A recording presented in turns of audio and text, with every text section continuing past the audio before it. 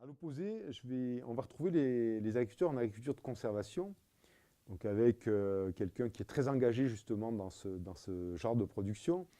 Et, euh, et puis là, on va retrouver des gens avec une très très grande expertise justement sur ce qui se passe dans les sols. Et avec l'affirmation de la part de ces gens d'une conversion vécue entre le moment où ils sont rentrés dans ce mode de production et puis là où on les a pris actuellement. Alors, conversion, pourquoi? Parce que ce sont des gens qui, pour la plupart, sont rentrés en agriculture de conservation pour des problèmes de charge de travail.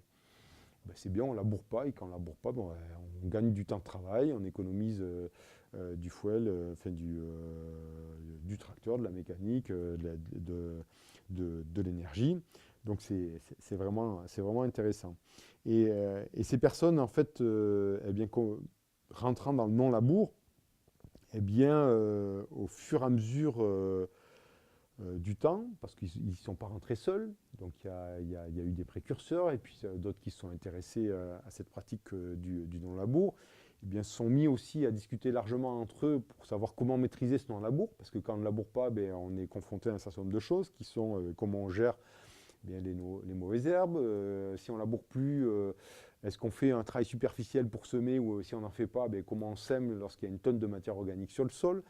Et tout ça, il faut pouvoir résoudre ce genre de choses. Et puis aussi être attentif à la manière dont les plantes s'implantent ou les graines eh bien, poussent dans le sol.